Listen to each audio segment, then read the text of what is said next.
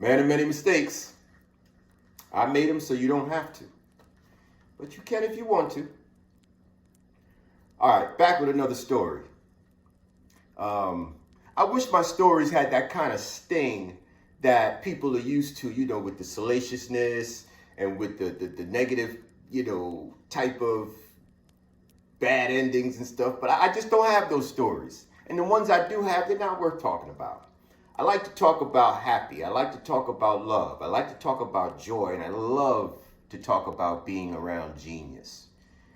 It's something that I've had the privilege to do my whole life. I've just been around so much genius. The people I've encountered, the places I've ended up. Oh man, it's been a beautiful ride. Amongst all the loss, amongst all the pain, amongst all the mistakes, it's still been a great ride, and it continues to be. So this one particular time, I'm just around genius, and there's no refuting it. There's just no refuting it. You know how there's one Prince, there's one Michael Jackson, there's one Liberace, there's one Luther Vandross, there's just one. And you know that there'll never be another. They're gone down in history, one of ones. They're like Rembrandt paintings that are worth so much because it's only the one. Now here's an example. As much as I love Chris Brown and the world loves Chris Brown, that's not Michael Jackson. No diss to Chris. So this particular day, I'm riding around with genius. I'm riding around with a whole different confidence, a person that doesn't see anything but yes, doesn't see anything but go. And if you are a doubter of yourself, you're not going to be around this dude. Not at all, okay? You're going to believe you can fly. It's just the energy he had. So we're driving around one day, and we haven't quite yet reached that success point to where, we're coming outside and people recognize us, right? We're getting there. He's right there. I'm getting there. We're riding around, and then we're in Mount Vernon, my hometown, New York. And I had to go home for a minute or a reason, for whatever reason, I had to go home. And at the time I lived with my parents. So my boy was driving. He had just got a brand new Volkswagen Cabriolet drop top car. It's kind of like the souped up version of the Rabbit. For those of you that are young and don't know the name of these cars, look them up. At that time, they were the shit, okay? So he got this brand new car, didn't know how to drive it. I mean, he abused this car so bad, I felt sorry for the car. Oh, I felt sorry for the car. The car wouldn't get no oil when it needed it.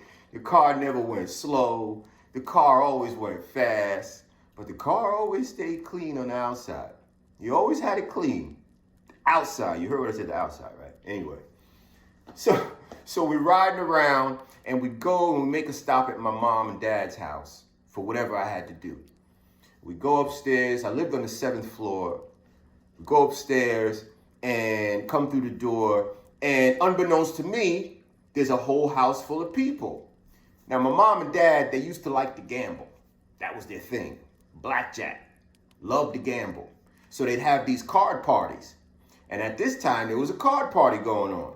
Now, this is where I lived, but this isn't where I lived. This is where my clothes were. This is where a bed was, but I never was there. So I'm always running with the geniuses. I'm always in the music scene. I'm always chasing hip-hop somewhere, So I walk through the door, and everybody's surprised to see me. And my man is with me. And my folks are playing cards, and everybody calls me over to the table. Hey, Timmy, come over and play some cards with us. And play a hand. Just play a hand of cards with us. And I'm like, nah, I got stuff to do. I wasn't trying to do that. I was chasing hip-hop. So they convinced me to come over and play a hand of cards, and I know how to play blackjack because I grew up watching it. You know, you can't help but know it and learn it because you're always watching it.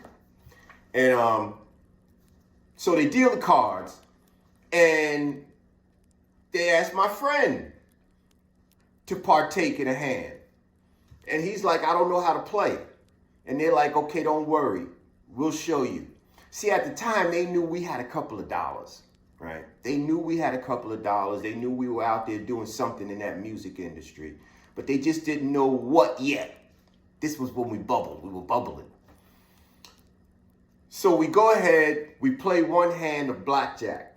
And if you know anything about blackjack, 21 is the biggest score you can get. That beats everything. Blackjack, an ace and a king. That beats everything. So I'm here, I get my cards dealt. Everyone else around the table gets their card dealt. We put bets down, okay? And naturally, me and my man put the biggest bets down because we could. The dealer deals the cards to us. We get our cards. I look at mine. My hand isn't really holding up to what could win. So my man says to me, yo, what's this? Now, in blackjack, you're supposed to hold your cards to where no one else can see them. But because he didn't know how to play, he was holding his cards where everybody could see them. And everybody around the table saw that he had 2 10s. 2 10s is a 20, 1 point short of 21, the perfect score, the best score. So anybody that gets 2 10s knows, all right, stop, I'm good. Don't need any more cards. Chances of me winning is like 99%. Not my man. My man said, is this the best hand I could get, or can I go better?